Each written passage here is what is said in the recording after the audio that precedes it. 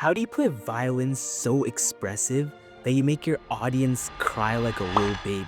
There are a few strategies that you can use to amplify your playing, and the good news is that anyone can do this, whether you're a beginner violinist or an experienced pro.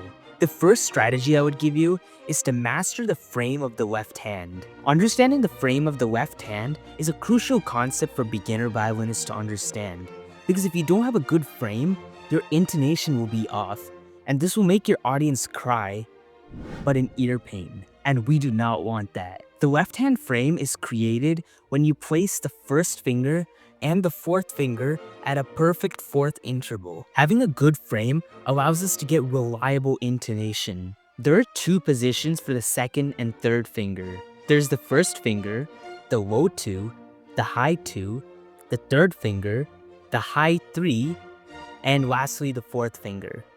You can practice these finger positions in different strings and in different positions in order to master your intonation on the violin. The second strategy I would give you is to nail your sound production.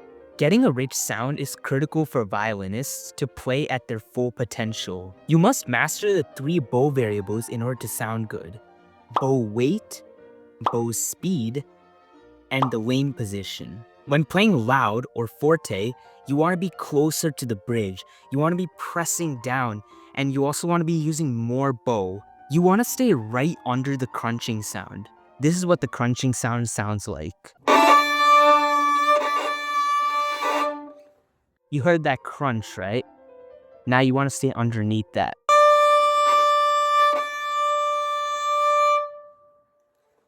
I got so much sound production, but I still didn't hit that crunching noise.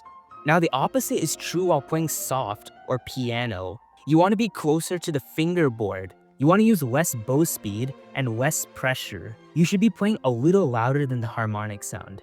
Here's what the harmonic sound sounds like.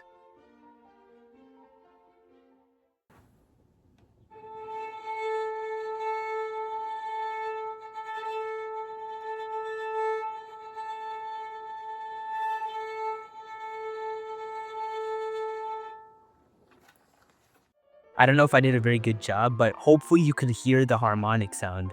It felt like a bunch of octaves above the normal A. You've just got to play a little more than that.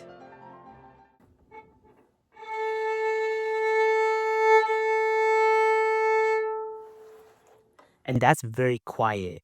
Now the third tip I would give you is to choose the right piece. Listen, if you're playing pieces that are happy or intense, you're not going to evoke the same emotion that sad pieces do. And let me tell you a secret. It is so much easier to play slow and sad pieces than the fast and happy pieces. And the slow pieces often sound better. But in order to get the slow pieces sounding good, you need to bring life to the music. Music is not just a bunch of notes and rhythms. There's so much more to it, so much depth, the richness, the intricacies. And to bring out that life, you need to exaggerate the dynamics. Play extremely soft pianos and extremely loud fortes. This will increase your dynamic range. And if you appreciated these tips, scroll down below and click on the first link.